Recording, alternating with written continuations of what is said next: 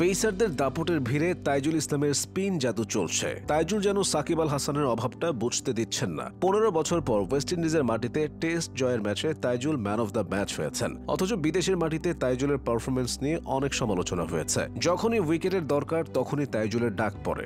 এই চিত্র আজকের না, গত 10 বছর ধরে তিনি অধিনায়কের আস্থা হয়ে আছেন। বাংলাদেশের দ্বিতীয় ক্রিকেটার হিসেবে তিনি টেস্টে 200 উইকেটের মালিক। তার আগে ওই কীর্তি ছিল কেবল সাকিব আল হাসানের। তবে তাইজুল মাত্র 48 টেস্ট খেলে 200 ক্লাবে ঢুকেছেন, দেশের পক্ষে যা দ্রুততম। টেস্টে তাইজুল এখন 217 উইকেটের মালিক। 246 উইকেট নিয়ে বাংলাদেশের ইতিহাসের সেরা টেস্ট বোলার সাকিব আল হাসান। সাকিবকে ছাড়িয়ে যাওয়া তাইজুলের জন্য এখন সময়ের ব্যাপার মাত্র। তাইজুলের পারফরম্যান্স, একাগ্রতা ও নিবেদন অন্য যে কারো চেয়ে আলাদা। বাংলাদেশের টেস্ট স্পেশালিস্ট বোলার একেবারে হাতে গোনা, তাইজুল তাদের মধ্যে অন্যতম। তার ক্যারিয়ার যখন শুরু হয়েছিল তখন দেশের বাইরে তার উপর ভরসাই করা হতো না। সেই তাইজুলই নিউজিল্যান্ডের মাটিতে নিউজিল্যান্ডকে টেস্ট হারানোয় নেতৃত্ব দিয়েছেন। এরপর ওয়েস্ট ইন্ডিজের মাটিতে ওয়েস্ট ইন্ডিজকে নাস্তানুবাদ করায় নেতৃত্ব দিয়েছেন।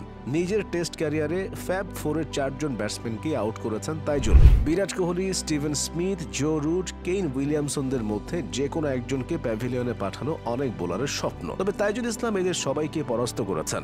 বাংলাদেশের জার্সি গায়ে তাইজুলের অভিষেক হয়েছিল 2014 সালে। অভিষেকের পর নিজের তৃতীয় ম্যাচেই 39 রানে 8 উইকেট নিয়ে বাংলাদেশের টেস্ট ক্রিকেট ইতিহাসের সবচেয়ে সফল বোলিং ফিগার নিজের দখলে নেন। 36তম টেস্টে এসে স্পর্শ করেন 150 উইকেটের মাইল ফলক, যা দেশের ইতিহাসেই দ্রুততম। সাদা পোশাকে নিয়মিত হলেও তাইজুল দীর্ঘদিন অবহেলিত হয়েছেন সীমিত ওভারের ক্রিকেটে। 2014 সালে অভিষেক ওয়ানডেতে জিম্বাবুয়ের বিপক্ষে হ্যাটট্রিক করার পরও এই সংস্করণে তার ক্যারিয়ার খুব বেশি দূর এগোয়নি। অনিয়মিত হলেও যখনই সুযোগ পেয়েছেন নিজের সর্বোচ্চ দিয়েছেন দলকে। 2022 সালে ওয়ানডে দলে ফেরার পর প্রথম ম্যাচেই 5 উইকেট নিয়েছেন ওয়েস্ট ইন্ডিজের বিপক্ষে। এরপর কিছুটা নিয়মিত হয়েছিলেন, তবে তাকে লড়াই করতে হয়েছে নাসুম আহমেদের সঙ্গে। এক সিরিজে তাইজুল, আরেক সিরিজে নাসুমকে খেলানো হয়েছে, কিন্তু বিশ্বকাপের আগে আবার তাইজুলকে বাদ দেওয়া হয়। অথচ ওয়ানডেতে সর্বশেষ 13 ম্যাচের কোনোটিতেই তিনি উইকেট শূন্য ছিলেন না। 2022 সালে দলে ফেরার পর 9টি ওয়ানডেতে তিনি 18 উইকেট শিকার করেছেন। বর্তমানে তার সব ধ্যান জ্ঞান টেস্ট ক্রিকেটে। তাইজুল নাটোরের ছেলে। পরিবারের আর্থিক অবস্থা ভালো না থাকায় 10ম শ্রেণীতে ওঠার পর তার পড়াশোনা বন্ধ হয়ে যায়। পরবর্তীতে ক্রিকেটের প্রতি টান থেকেই ভর্তি হন দিনাজপুর বিকেএসপিতে। সেখানে 1 বছরের প্রশিক্ষণ শেষে 2011 সালে প্রথম শ্রেণীর ক্রিকেটে রাজশাহী বিভাগের হয়ে বরিশাল বিভাগের বিপক্ষে তার অভিষেক ঘটে।